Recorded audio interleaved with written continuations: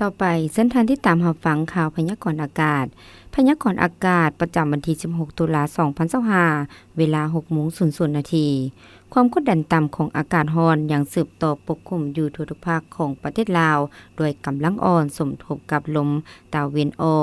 กเฉียงใต้พัดปกคลุมซึ่งจะเฮ็ดให้จะมีฝนตกฟ้าร้องฟ้าเหลื่อมในระดับคอยอยู่ทั่วไปในแต่ละภาคและจะมีฝนตกในระดับปานกลางหาตกหนักอยู่บางท้องถิ่นพร้อมจะมีลมพัดแรงเป็นบางโอกาสพยากรณ์อากาศแต่เวลา 7 โมงของวันที่16หาเวลา 7 โมงของวันที่17เดือนตุลาคม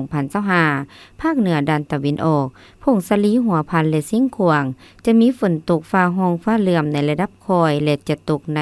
ระดับปานกลางและตกหนักอยู่บางท้องถิ่นพร้อมมีลมพัดแรงเป็นบางโอกาสหรือเนื้อที่การปกคลุมของฝนเท่ากับ55%ของภาคอุณหภูมิในระหว่าง18-27องศา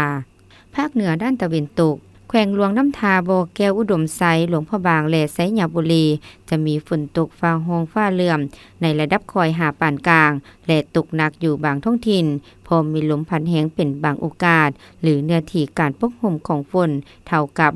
55%ของภาคอุณหภูมิในระหว่าง21-34องศานครหลวงเวียงจันทน์จะมีฝนตกฟ้าร้องฟ้าเหลื่อมในระดับคอยหาปานกลางพร้อมมีลมพัดแรงเป็นบางโอกาสหรือเนื้อที่การปกคลุมของฝนเท่ากับ50%ของภาคอุณหภูมิในระหว่าง24-34องศาภาคกลางแขวงเวียงจันทน์บรีคำไซคำมวลและสวรรณเขตจะมีฝนตกฟ้าร้องฟ้าเหลื่อมในระดับคอยและจะตกในระดับปานกลางอยู่บางท้องถิ่นพร้อมมีลมพัดแรงเป็นบางโอกาสหรือเนื้อที่การปกคลุมของฝนเท่ากับ50%ของภาคอุณหภูมิในระหว่าง24-33องศาแขวงไซสมบูรณ์จะมีฝนตกฟ้าร้องฟ้าเหลื่อมในระดับคอยหาปานกลางพร้อมมีลมพัดแรงเป็นบางโอกาสหรือเนื้อที่การปกคลุมของฝนเท่ากับ50%ของภาคอุณหภูมิในระหว่าง21-34องศานครหลวงเวียงจันทน์จะมีฝนตกฟ้าร้องฟ้าเหลื่อมในระดับคอยหาปานกลางพร้อมมีลมพัดแรงเป็นบางโอกาสหรือเนื้อที่การปกคลุมของฝนเท่ากับ50%ของภาคอุณหภูมิในระหว่าง24-34องศา